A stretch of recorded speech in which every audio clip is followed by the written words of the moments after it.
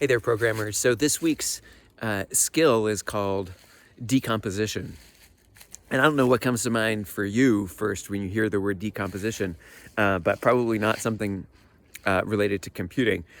For me, it's like I'm outside in the woods here right now, like what I would expect to see if I lifted up this log. Yeah, there's definitely some decomposition going on in there. So the skill this week, the computing skill this week about decomposition kind of relates, right? So this week we're going to be talking about, and you're going to be practicing breaking a larger problem down into smaller problems, or a larger set of instructions down into smaller nameable sets of instructions, in the same way that all the millipedes and other bugs that were in there are decomposing the bottom side of the log. They're breaking down that large log into smaller bits. So I'm ready to go home. And so my large problem right now is get home or drive home, right? And so how might I break that down into some smaller problems? Well, the first one is get in the car, all right? And then the next problem would be start the car. So start the car. Oh, here's somebody driving by. I'm gonna just say hello, all right? And then put on my seatbelt and get the car in gear and look, make sure nobody's coming the other direction. You get the idea, right? So the larger problem was, or larger sort of instruction was, go home.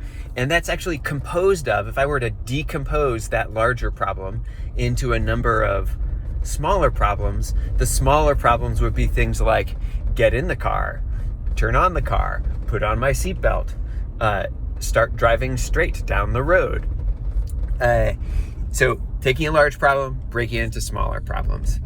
You know, you may even want to break those smaller problems into even more smaller problems, right? Like my problem of putting on my seatbelt.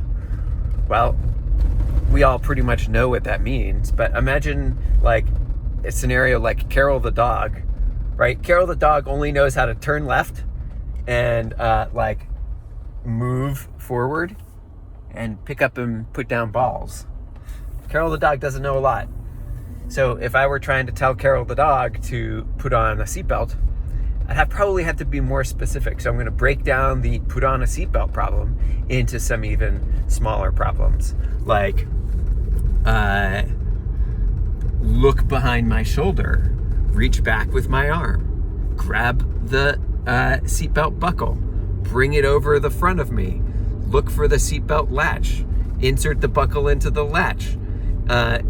If I don't hear a clicking sound, try it again, right? So I've taken this large problem, drive home, go home, broken it down to some smaller problems, like get in the car, put on my seatbelt, put it in gear, and then I've broken down even those smaller problems into smaller steps, right? So the put on a seatbelt problem, I've broken down into, I've decomposed that even into some smaller steps. All right, I'm gonna stop recording now.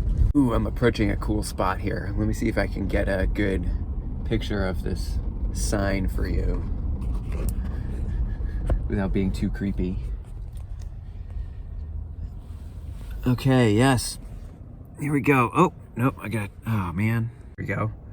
This is the second smallest chicken farm.